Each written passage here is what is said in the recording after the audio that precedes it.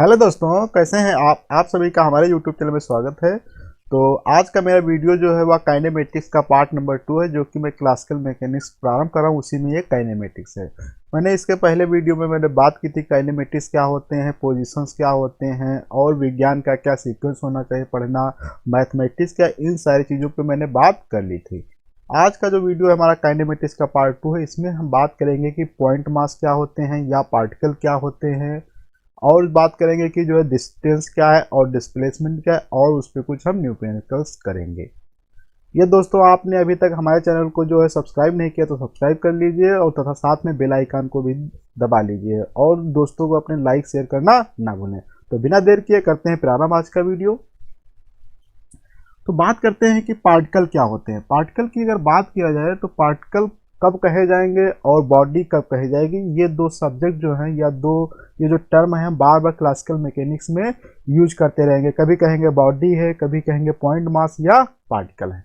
तो उसको हम समझते हैं कि बॉडी तो जैसे हर बॉडी तो एक नॉर्मल तरीके से बॉडी ही होती है। जैसे कि हम लोग एक क्या है बॉडी है, या कोई जैसे इवेंट जैसे अगर कार चल रही है वो भी क्या है बॉडी तरीके से है।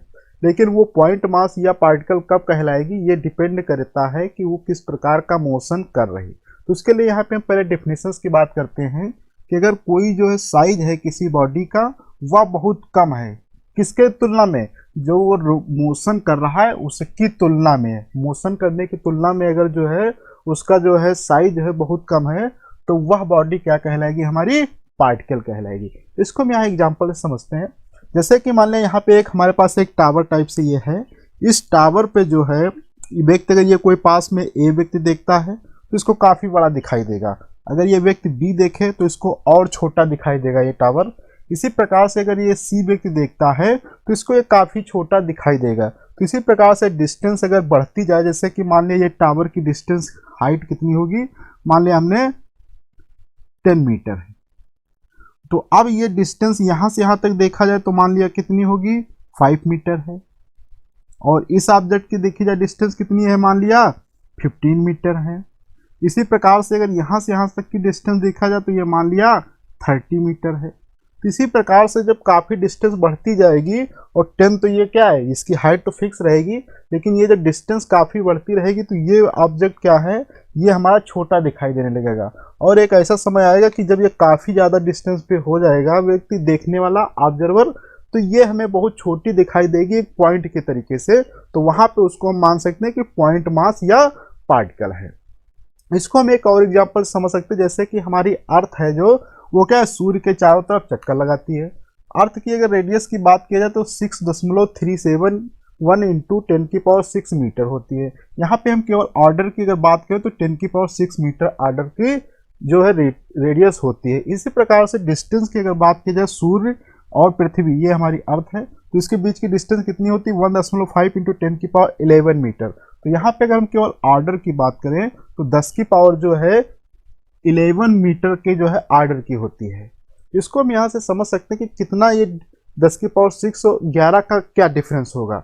तो देखो ये 10⁶ है, तो इसका मतलब अगर टाइम्स देखा जाए तो यहाँ पे 10⁵ जो है मीटर टाइम्स क्या डिस्टेंस ज़्यादा हो दिखाई दे रही। इसको हम यहाँ से समझ सकते हैं। मान लिया हमने 1 मीटर रेडियस का जो है यहाँ पे ये ड्रा किया कोई छोटा सा जो है सर्कल। अब अगर इसको, तो इसको हम लिख सकते हैं 1 या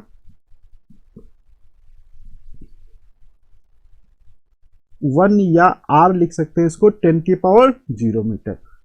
अब हम यहाँ पे एक दूसरा सर्कल ड्रा करते हैं जो जिसकी रेडियस इसके 10 टाइम्स ज़्यादा होनी चाहिए। 10 टाइम्स मतलब 1 2 3 4 5 6, मान लिया 10 टाइम्स है, तो ये 10⁻1 मीटर है। अब देखो ये इससे मैंने जो अभी 7 टाइम्स ही लिखा है, 1 2 3 4 5 6 7, 7 टाइम्स ही लिखा तो इतना बड़ा हो जाएगा।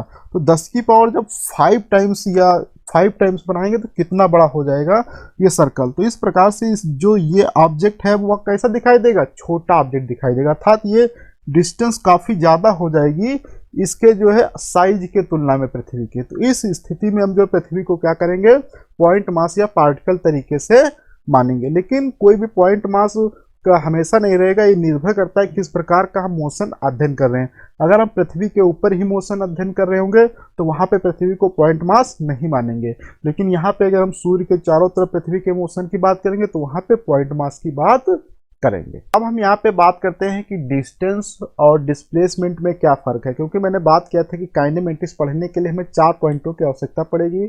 नंबर 1 पोजीशन, फिर डिस्प्लेसमेंट, फिर जो होगा हमारा वेलोसिटी, फिर एक्सीलरेशन। तो मैंने पोजीशन पे पहले वीडियो में बात कर ली थी। अब बात करते हैं कि डिस्प्लेसमेंट और डिस्टेंस क्या है।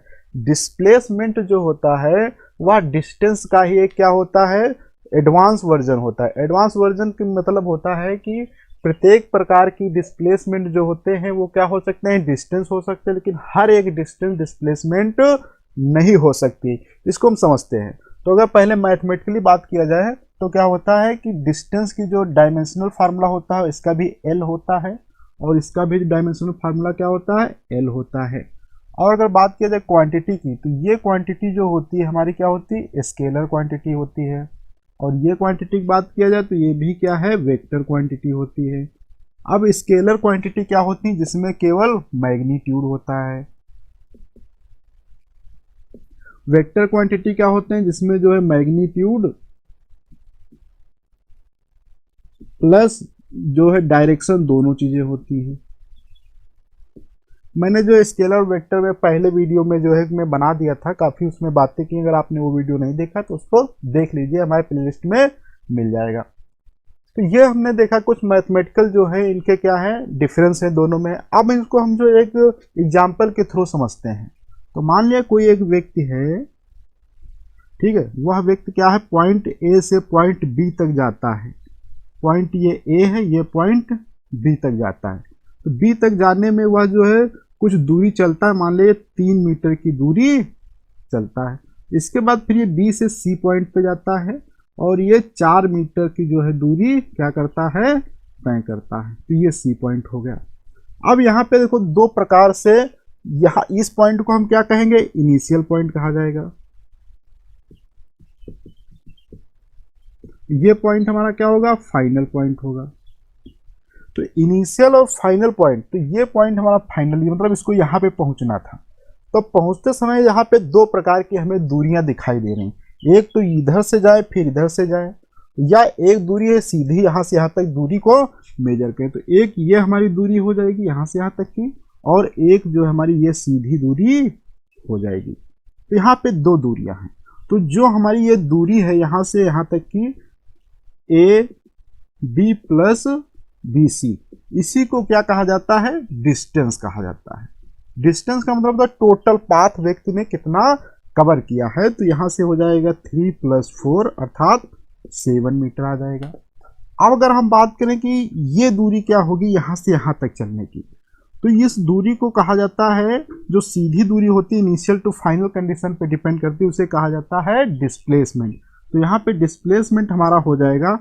तो डिस्प्लेसमेंट को हम 2 तरीके से निकाल सकते हैं। तो यहाँ पे अगर हम पाइथागोरस थ्योरम का यूज करें तो ये क्या हो जाएगा, 90 डिग्री हो जाएगा। तो यहाँ से क्या हो जाएगा, 3 का स्क्वायर प्लस 4 का स्क्वायर √1, फिर हो जाएगा 9 + 16, फिर यहाँ से हो जाएगा 25 अर्थात यहाँ से 5 मीटर आ जाएगा। तो ये हमारा क्या है, डिस्प्लेसमेंट आ जाता है। तो ये हमारा डिस्प्लेसमेंट 5 मीटर आ जाता है। हमने देखा कि डिस्टेंस और डिस्प्लेसमेंट सेम नहीं है। तो कभी कभी हो सकता है सेम हो, कभी कभी सेम ना हो। इसको हम यहाँ पे एक डायग्राम से समझ सकते हैं। जैसे मान लिया व्यक्ति ए से बी तक जाता है, तो यहाँ पे ये जो पाथ हमारा 1 है, इस पाथ में जो है डिस्टेंस और डिस्प्लेसमेंट दोनों ही क्या होंगे, सेम होंगे। अब जैसे यहाँ पे पाथ की एक बात कर लेते हैं, ये पाथ है, ये पाथ है हमारा 2 सेकेंड, इसको ले लेते हैं। तो यहाँ पे देखा जाए कि डिस्टेंस जो है क्या है, ग्रेटर देन है किससे, डिस्प्लेसमेंट से।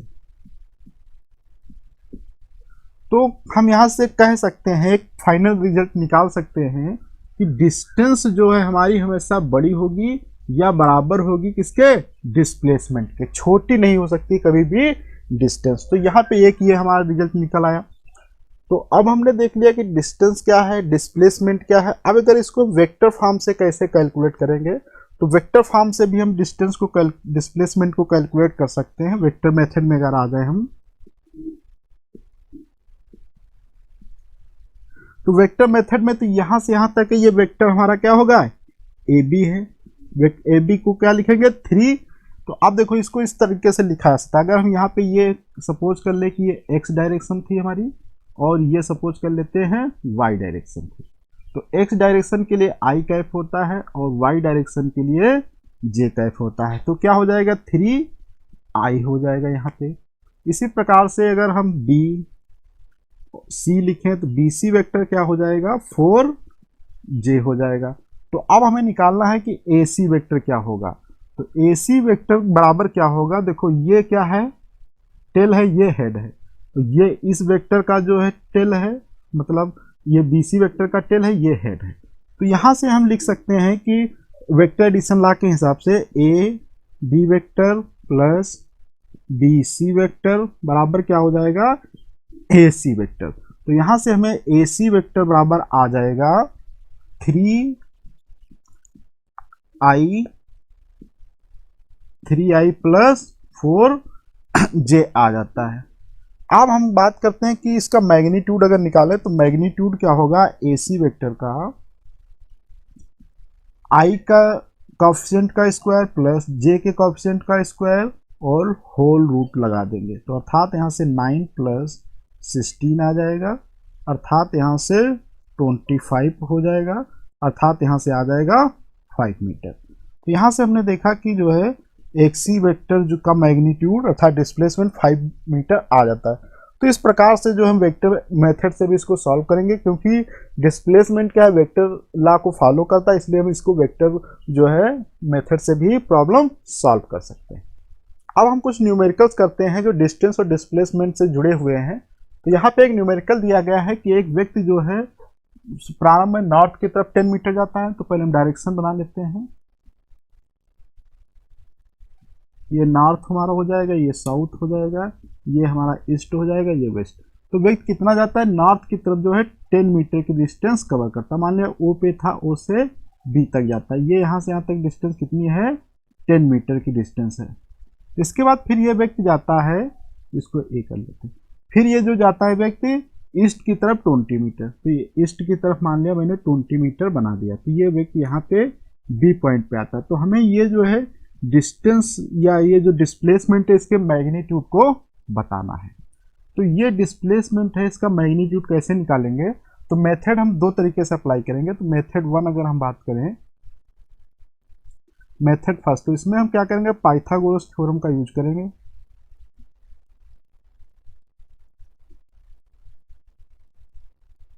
तो पाइथागोरस थ्योरम से इस अगर ट्रायंगल को जो हम यहाँ बाहर निकालें तो हमें इस टाइप का ट्रायंगल दिखाई देगा सेम।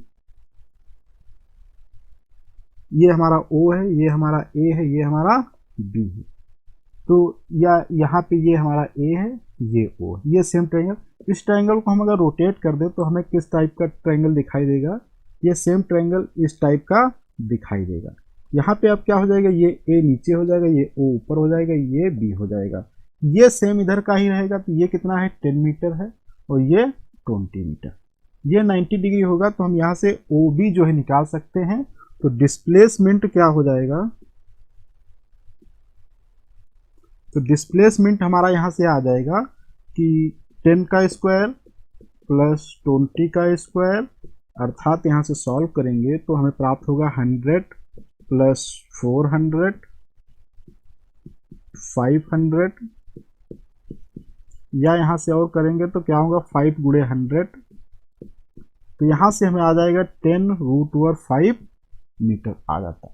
तो ये मैंने पाइथागोरस थ्योरम से यूज कर लिया। अब इसको हम अगर सेकंड मेथड से यूज सॉल्व करें, सेकंड मेथड हमारी क्या होगी, वेक्टर मेथड।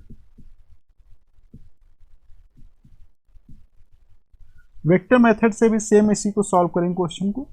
तो यही डायग्राम अगर हम यहाँ पे बाहर फिर से ड्रा कर लेते हैं एक बार, तो ये इस टाइप का दिखाई देगा हमें, इस टाइप का।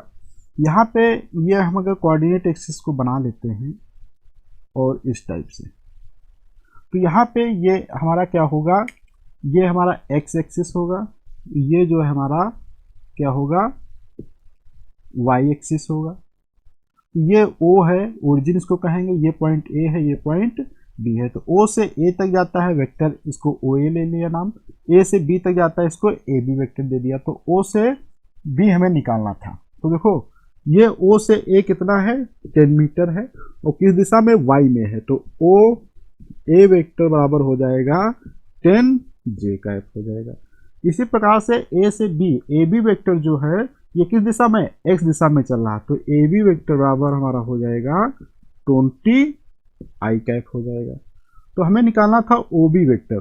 तो ओ बी वेक्टर अगर एडिशन लॉ से देखेंगे तो क्या होगा, देखो टेल हेड और इसका क्या होगा, हेड है, तो ये अपोजिट है। तो यहाँ से हो जाएगा O A vector plus A B vector is equal to आ जाएगा हमारा ओ बी वेक्टर। तो यहाँ से पुट करेंगे तो ओ बी वेक्टर बराबर हो जाएगा हमारा 10 जे वेक्टर प्लस 20 आई वेक्टर, या 20 जे वेक्टर प्लस 10 जे वेक्टर हो जाएगा हमारा। ये हमारा जो है ओ बी वेक्टर निकल आता है यहाँ से। अब अगर इसके मॉड की बात करें तो मॉड ही हमारा क्या होगा, डिस्प्लेसमेंट होगा।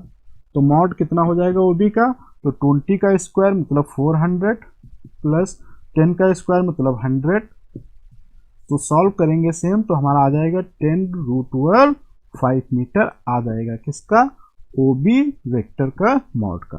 और यही हमारा क्या है, डिस्प्लेसमेंट। तो हमने यहाँ पे दो तरीके से सॉल्व कर लिया। तो हर प्रकार के क्वेश्चन जो पाइथागोरस थ्योरम से नहीं आसानी सॉल्व किए जा पाएंगे, लेकिन वेक्टर से आसानी से सॉल्व हो जाएंगे। तो हम अब आगे जो भी क्वेश्चन करेंगे वहाँ पे वेक्टर मेथड का ही यूज करेंगे, क्योंकि डिस्प्लेसमेंट हमारा क्या है, वेक्टर एडिशन लॉ को फॉलो करता है, तो इसलिए वो वेक्टर लॉ के हिसाब से भी सॉल्व किया जा सकता है। अब एक यहाँ पे हम नेक्स्ट क्वेश्चन लेते हैं। उस नेक्स्ट क्वेश्चन में दिया गया है कि एक व्यक्ति जो है एक सर्कुलर पाथ के ऊपर क्या करता है, मोशन करता है 1/4 पार्ट। तो हमें वहाँ मैग्नीट्यूड बताना है डिस्टेंस और डिस्प्लेसमेंट का, उसके बाद कितना कवर होगा। तो इसको हम डायग्राम से यहाँ ड्रा करते हैं। तो ये डायग्राम मैंने ड्रा किया, यहाँ पे ये मैंने एक कंप्लीट सर्कल ड्रा कर लिया। अब इस कंप्लीट सर्कल में जो है व्यक्ति 1/4 पार्ट को कवर करता है। तो ये मान लिया पार्ट यहाँ से यहाँ तक का क्या है, टोटल पार्ट का 4th पार्ट ये हो जाएगा। तो यहाँ पे ये क्या है, ओ मान लिया ओरिजिन है, तो ये पॉइंट ए और ये पॉइंट बी मैंने ले लिया, इनको इस डायरेक्शन में बढ़ा दिया। तो रेडियस उस सर्कल की क्या है, आर है, तो ये आर रेडियस यहाँ से यहाँ तक होगी, और ये भी रेडियस क्या होगी, आर होगी। ये एक्स डायरेक्शन में है और ये वाई है। तो एक्स डायरेक्शन में आई कैप होता है, वाई डायरेक्शन में जे कैप होता है। तो अब हमें मैग्नीट्यूड ऑफ डिस्टेंस और डिस्प्लेसमेंट बताना। तो डिस्टेंस की अगर बात की जाए तो डिस्टेंस हमारी ये पाथ की होगी, ये जो पाथ कवर कर रहा है व्यक्ति यहाँ से यहाँ तक जा रहा है, तो ये डिस्टेंस होगी। और डिस्प्लेसमेंट क्या होगी, इन दोनों पॉइंट को जो है बी और ए को जब हम सीधे मिला देंगे तो जो ये सीधी रेखा होगी ये क्या होगी, डिस्टेंस होगी, डिस्प्लेसमेंट टाइम सॉरी। तो ये हमारा क्या है, डिस्प्लेसमेंट है, और ये चीज क्या है, डिस्टेंस है। तो यहाँ पे भी इसको आसानी से देख सकते हैं, अगर इस पॉइंट को मिला दें तो ये जो हमारी चीज है ये क्या कहलाएगी, डिस्टेंस कहलाएगी, और ये जो चीज है इसे क्या कहा जाएगा, डिस्प्लेसमेंट कहा जाएगा। तो अब हम इनको कैसे कैलकुलेट करेंगे, तो 1 बाय 1 कैलकुलेट करते हैं। तो पहले हम क्या करते हैं, डिस्टेंस को कैलकुलेट कर लेते हैं। तो डिस्टेंस के लिए हम सपोज करते हैं कि जब ये फुल सर्कल था, जिसकी अगर इसकी रेडियस r थी, तो ये जो है कितनी जो है इसका टोटल पाथ होगा, अगर इस वेक्टर पे इसके पाथ पे चलेगा तो किसके बराबर होगा, सरकमफेरेंस के इक्वल होगा। तो क्या होगा, 2 पाई r हो जाएगा टोटल पाथ। तो अगर ये 1/4 पार्ट कवर करेगा, 1/4 पार्ट, तो 1/4 पार्ट का मतलब क्या होगा, ये यहाँ से अगर 4 भागों में इस प्रकार से डिवाइड कर दे तो केवल ये पार्ट एक 1/4 पार्ट होगा। तो इस 1/4 पार्ट को क्या करेंगे, इसको भी 1/4 से मल्टीप्लाई कर देंगे, तो क्या आ जाएगा, 2 पाई r हो जाएगा। तो यहाँ से ये कैंसिल आउट हो जाएगा, तो अर्थात पाई r/2 आ जाएगा। तो हमारा यहाँ से देखें कि डिस्टेंस कितनी आ जाती है, पाई r/2 आ जाती है डिस्टेंस। अब एक हम और क्वेश्चन करते हैं। जिस क्वेश्चन में दिया गया है कि कोई एक सर्कुलर व्हील है जो रोटेट कर रहा है, तो हाफ रोटेशन करता है, तो उसका कोई पहले पॉइंट था यहाँ पे, तो हाफ रोटेशन पे यहाँ पे होता, तो ये हमें जो है डिस्टेंस बताना है। तो ये डिस्टेंस कैसे आएगी, तो इसको हम पहले समझते हैं कि यहाँ से यहाँ तक की क्या दूरी होगी। हाफ रिवोल्यूशन में तो हम जानते हैं कि जब कोई भी सर्कुलर चीज़ है वो अगर कंप्लीट रिवोल्यूशन करती है तो उसके जो पाथ लेंथ होती है वह उसके सरकमफेरेंस के इक्वल होती है, अर्थात 2πr हो जाएगी। तो अगर हाफ रिवोल्यूशन करेगा तो इसका हाफ अर्थात πr आ जाएगा। तो अगर इसकी रेडियस r है तो ये πr यहाँ से यहाँ तक डिस्टेंस कवर करेगा हाफ रिवोल्यूशन में। अब इसके बाद बात करें कि ये डिस्टेंस यहाँ से यहाँ तक क्या होगी, तो ये भी रेडियस r होगी, ये भी, क्योंकि मोशन करने पे उसकी रेडियस में कोई चेंजेस नहीं आता। मान लिया कोई पहिया घूम रहा है तो उसमें उसके पहिए में थोड़ी साइज में कोई चेंजेस आएगा, तो सेम रहेगा, तो ये r होगा, ये भी r होगा, तो ये इस टोटल डिस्टेंस क्या हो जाएगी 2r आ जाएगी। अब इस ट्रायंगल को अगर यहाँ पे हम पॉइंट Q ले लेते हैं तो इस ट्रायंगल को P इनिशियल, P फाइनल और Q को बाहर बना लें तो क्या कैसा में दिखाई देगा, ये सेम इस टाइप का यहाँ पे ट्रायंगल हमें दिखाई देगा। ये पॉइंट Q है, P फाइनल को हम केवल PF से लिखेंगे, P इनिशियल को केवल PI से लिखेंगे। तो यहाँ से यहाँ तक की ये दूरी कितनी दी है, πr दी गई है, और यहाँ से यहाँ तक की दूरी कितनी दी गई है, 2r दी गई है। तो ये कितना होगा, 90 डिग्री होगा। तो यूजिंग द पाइथागोरस थ्योरम अगर हम याद कर लें, तो अगर हम पाइथागोरस थ्योरम का यूज करें तो आसानी से ये डिस्टेंस PI PF को हम कैलकुलेट कर सकते हैं। ये मान लेते हैं ये क्या हमारा, यही हमारा डिस्प्लेसमेंट होगा। तो ये डिस्प्लेसमेंट हम आसानी से बता सकते हैं। तो डिस्प्लेसमेंट कितना आ जाएगा, तो यहाँ से यहाँ तक डिस्टेंस कितनी है, πr का स्क्वायर हो जाएगा प्लस 2r का स्क्वायर हो जाएगा, अर्थात रूट ओवर यहाँ लगा लेते हैं। तो क्या हो जाएगा, πr स्क्वायर 4r स्क्वायर। यहाँ पे r दोनों कॉमन मिलेगा, उसको हम बाहर निकाल देंगे तो बचेगा r और पाई स्क्वायर प्लस 4 यहाँ से आ जाएगा। तो ये हमारा जो है क्या आ जाता है, डिस्प्लेसमेंट आ जाता है। तो आज के वीडियो में इतने रखते हैं, अगले वीडियो में मिलेंगे, वहाँ पे कुछ और क्वेश्चन करेंगे। वहाँ पे वेलोसिटी क्या है, इंस्टेंटेनियस वेलोसिटी क्या है, स्पीड क्या है, इन सारी चीज़ों पे बात करेंगे तथा कुछ न्यूमेरिकल्स भी करेंगे। यदि आपने अभी तक हमारे चैनल को सब्सक्राइब नहीं किया है तो सब्सक्राइब भी कर लीजिए और अपने दोस्तों को लाइक शेयर करना ना भूलें। धन्यवाद।